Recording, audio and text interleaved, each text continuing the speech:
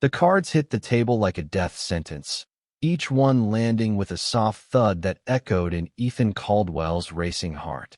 He was 25, broke and desperate, sitting across from Victor Kane, a man whose name sent shivers through Chicago's underworld. Ethan's hazel eyes darted to the pile of chips in the center, his last shot at freedom or his final mistake. The penthouse was a fortress of glass and steel, perched atop the city like a predator's lair. Crystal chandeliers cast fractured light across the room, illuminating Victor's sharp jawline and piercing blue eyes. At 27, he was young for a mob boss, but his reputation was carved in blood. Ethan had heard the stories. Victor didn't just win, he owned. And tonight, Ethan had bet everything on a single hand of poker, hoping to clear his family's debt. Instead, he'd lost. "You're out of chips, kid," Victor drawled, his voice low and smooth, like whiskey over ice. He leaned back in his chair, a predator sizing up prey. "But I'm feeling generous. One last wager. You win, your debt's gone. You lose," his lips curled into a dangerous smile. "You're mine." Ethan's throat tightened. He should have walked away. But the weight of his sister's medical bills, the foreclosure notice on his mother's house, it all pressed down on him. "Deal?" he whispered, his voice barely audible. The final card flipped, a king of spades. Victor's full house crushed Ethan's two-pair. The room spun. Ethan's hands trembled as he pushed back from the table, the reality of his loss sinking in. Victor stood, all 6 feet of him radiating power, and crossed the room in 3 strides. He stopped inches from Ethan, close enough for Ethan to smell his cologne, sandalwood, and danger. "You're not walking away," Victor said, his voice a low growl. He pulled a thin silver chain from his pocket, its links gleaming like a promise of captivity. "This is your leash now." Ethan's heart pounded as Victor fastened the chain around his wrist, the metal cool against his skin. It wasn't just a symbol, it was a claim. "What do you want from me?" Ethan asked, his voice shaking but defiant. Victor's eyes darkened, a flicker of something unreadable passing through them. "You'll see." The next morning, Ethan woke in a room that wasn't his. The bed was too soft, the sheets too expensive. Sunlight streamed through floor-to-ceiling windows, revealing a view of Lake Michigan that screamed wealth. His wrist ached where the chain still hung, a constant reminder of his new reality. He wasn't in prison, but he wasn't free either. Victor's world was a maze of contradictions.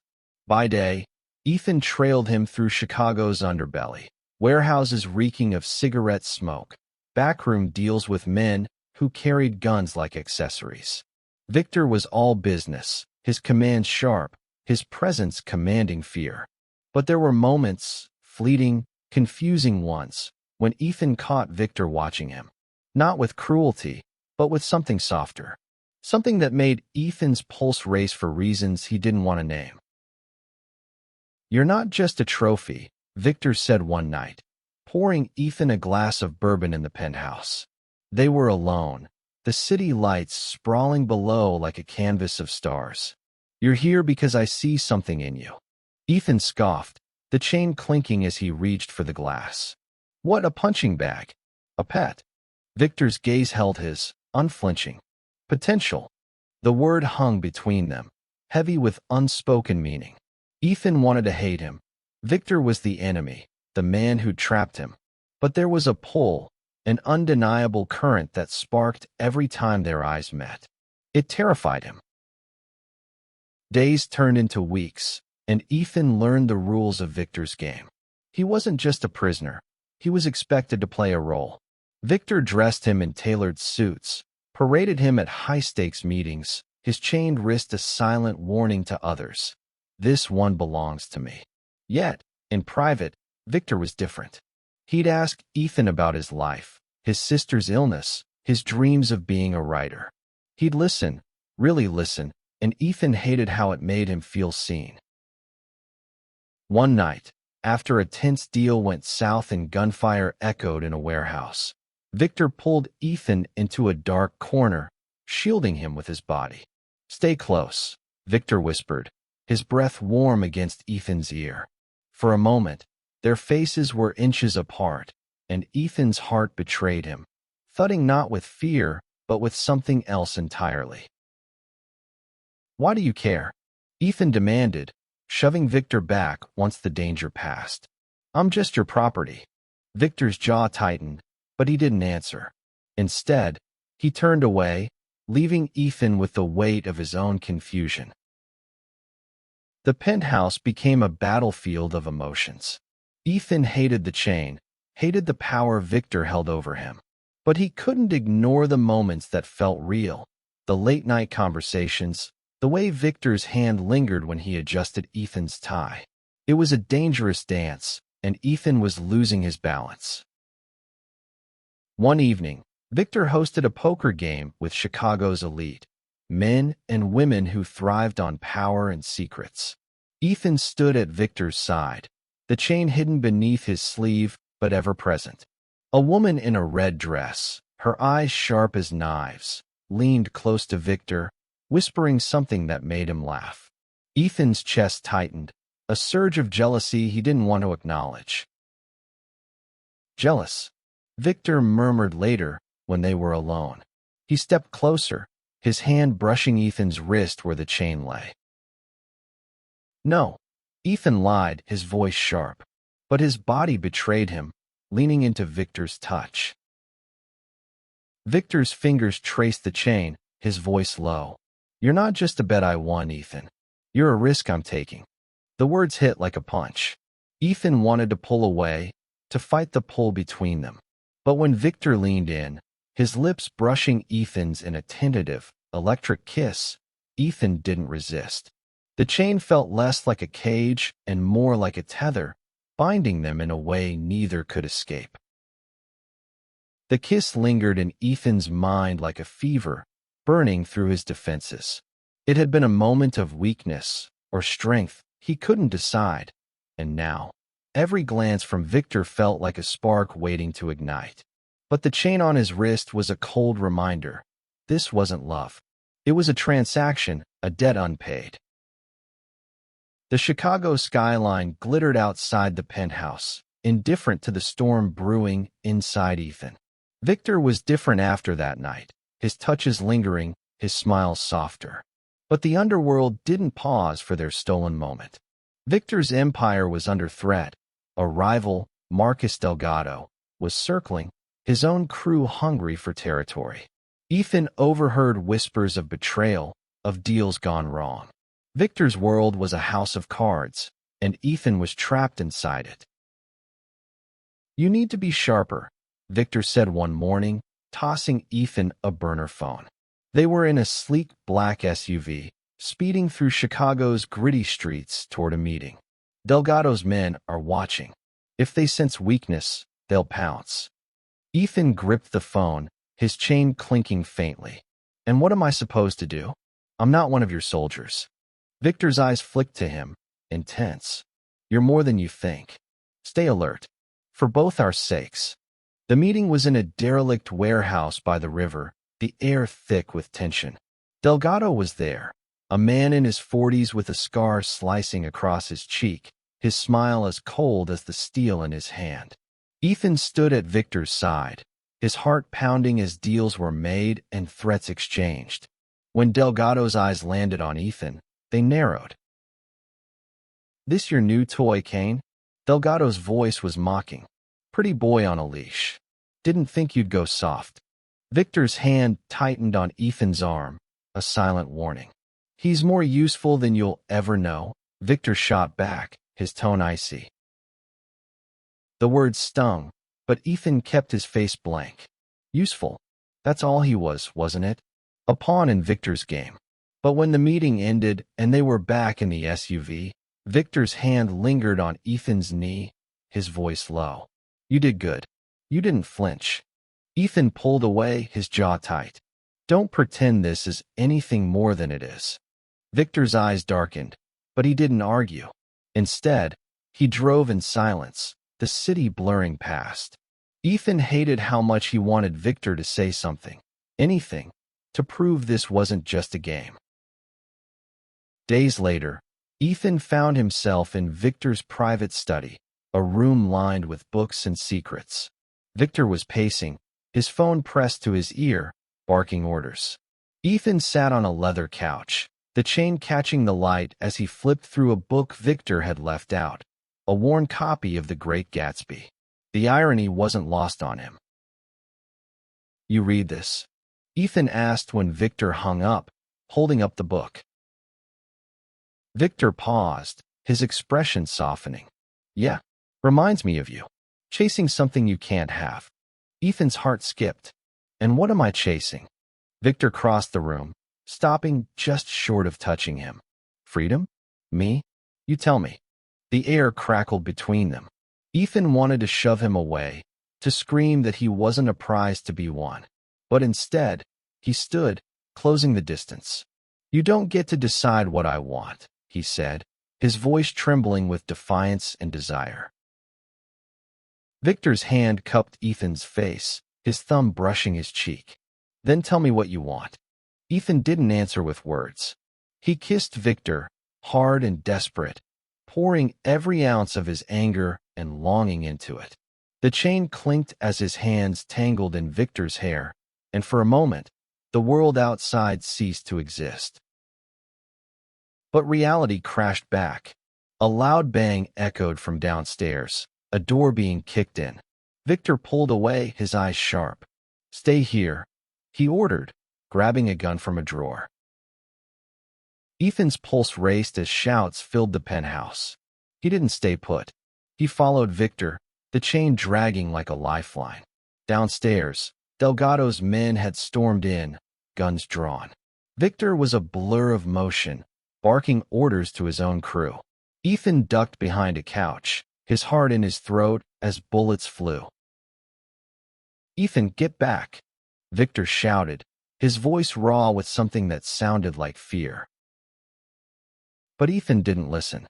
When one of Delgado's men aimed at Victor's back, Ethan acted on instinct, tackling the man to the ground. The chain caught on a table, yanking Ethan's wrist painfully, but he held on until Victor's men subdued the attacker. In the chaos's aftermath, Victor pulled Ethan aside, his hands shaking as he checked him for injuries. "You could have died," Victor said, his voice breaking. "So could you." Ethan shot back, breathless. Victor's eyes searched his, and for the first time, Ethan saw vulnerability there. "I can't lose you," Victor whispered, and the words cracked something open in Ethan's chest. Ethan's world had become a tightrope, each step a balance between survival and surrender. The chain on his wrist was no longer just a symbol of captivity. It was a reminder of the man who'd claimed him, body and soul. Victor's confession, raw and unguarded, echoed in Ethan's mind. "I can't lose you." But in Victor's world, love was a liability, and Ethan was starting to feel like a target. The penthouse was on lockdown after the attack. Victor's men patrolled the halls, their faces grim. Ethan overheard fragments of their conversations. Delgado was escalating, hitting Victor's operations across the city. The air was thick with paranoia, and Ethan felt it too, his every move watched, not just by Victor but by those who saw him as a weakness. "You need to lay low," Victor told him one night, his voice clipped as he cleaned a gun at the kitchen counter. The domesticity of the scene, Victor in a black t-shirt, his hair slightly mussed, was jarring against the weapon in his hands. Delgado's got eyes everywhere. Ethan leaned against the counter, the chain glinting under the pendant lights. "And what? I just hide. I'm not your prisoner, Victor." Victor's hands stilled, his eyes meeting Ethan's. "You think I want you caged? I'm trying to keep you alive." "Then let me go," Ethan said, the words spilling out before he could stop them. "Cut the chain. Let me walk away." Victor's jaw tightened, and for a moment, Ethan thought he'd agree. But instead, Victor crossed the room, his fingers brushing the chain. You think you'd be safer out there? Delgado knows about you. He'd use you to get to me. Ethan's chest ached.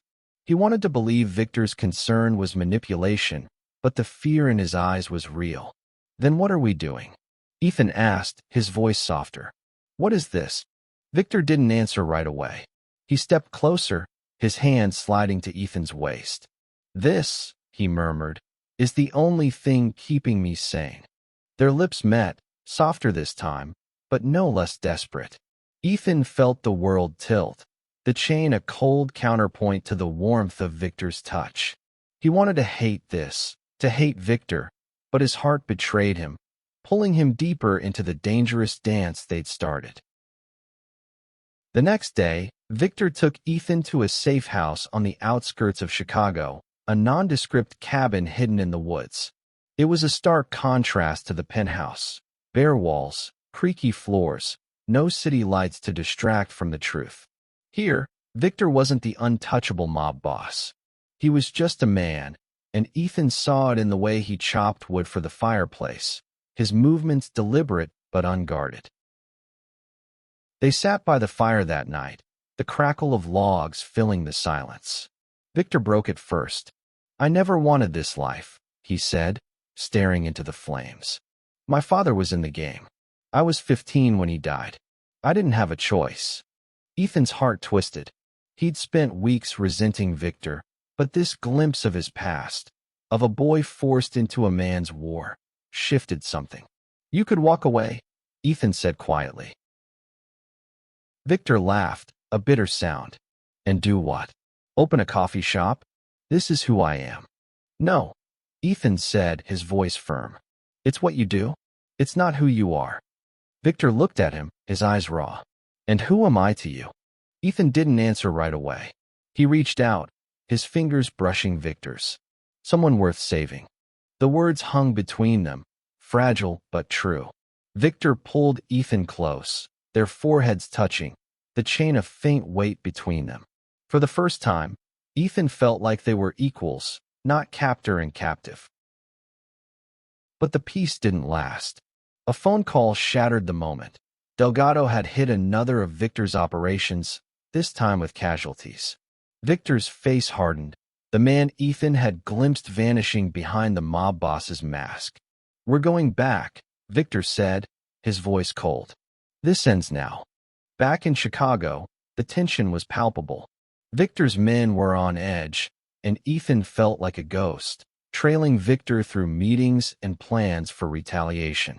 He hated this world, hated the violence, but he couldn't leave. Not now, not when Victor needed him. One night, as they prepared for a final confrontation with Delgado, Victor pulled Ethan aside in the penthouse. If things go wrong tomorrow, he said, his voice low, there's a car waiting for you. Keys are in the study. Get out of the city. Ethan's stomach dropped. You're planning to die? Victor's smile was grim.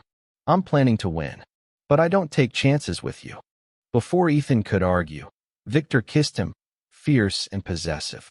The chain felt heavier than ever, but Ethan clung to Victor, terrified of what tomorrow would bring. The night of the confrontation was cold, the Chicago wind cutting through Ethan's jacket as he stood outside a derelict factory. Victor's plan was simple, lure Delgado into a trap, end the war. But nothing in this world was simple. Ethan's chain was gone. Victor had removed it that morning, his fingers lingering on Ethan's wrist. You're not my pet, he'd said. You never were. The words had felt like freedom, but now, as Ethan waited in the shadows, they felt like a goodbye. He wasn't supposed to be here. Victor had ordered him to stay back, but Ethan couldn't sit idly by. Not when everything hung in the balance. Inside the factory, the air was thick with dust and tension. Victor's men were positioned strategically, but Delgado had brought an army. Ethan slipped in through a side door, his heart pounding as he spotted Victor facing Delgado across the room. The scar on Delgado's face gleamed under the flickering lights, his grin predatory. You're slipping, Kane, Delgado taunted. That boy's made you weak. Victor's eyes didn't waver. He's made me dangerous.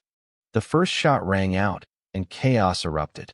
Ethan ducked behind a crate, his pulse racing as bullets tore through the air. He saw Victor moving with lethal precision, but Delgado's men were relentless. Ethan's eyes darted around, searching for a way to help. He spotted a ladder leading to a catwalk above, perfect for a vantage point. Climbing quickly, Ethan reached the catwalk just as Delgado pinned Victor against a wall, a knife at his throat. Ethan's breath caught.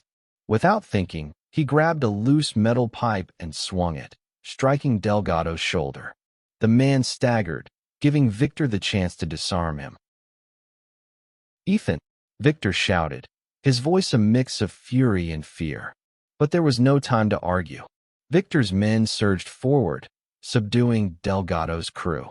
In the chaos, Ethan and Victor fought side by side, their movements synchronized, as if the chain had never been broken.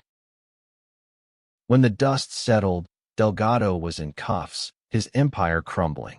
Victor pulled Ethan close, his hands shaking. "You're insane," he whispered, but his eyes were warm. "You're welcome," Ethan shot back, a shaky grin breaking through. The weeks that followed were a blur. Victor dismantled what was left of Delgado's operations, but he was different now, less guarded, more open. He and Ethan moved to a new apartment, one without the weight of the penthouse's ghosts. The chain was gone, but Ethan kept it in a drawer, a reminder of how far they'd come. One evening, as they sat on their balcony overlooking the city, Victor handed Ethan a notebook. "Write your story," he said, "the one you always wanted to tell." Ethan looked at him, his heart full. "What about you?" Victor smiled, his hand finding Ethan's. "I'm rewriting mine. With you." They weren't free of the past. Victor's world would always cast shadows. But together, they'd found something worth fighting for. The city stretched out before them, a canvas of light and possibility, and for the first time, Ethan felt truly free. The end wasn't a fairy tale. It was messy, real, and hard-won. But as Ethan leaned into Victor's warmth, he knew it was enough. They'd gambled everything: trust, love, their lives, and somehow, against all odds, they'd won.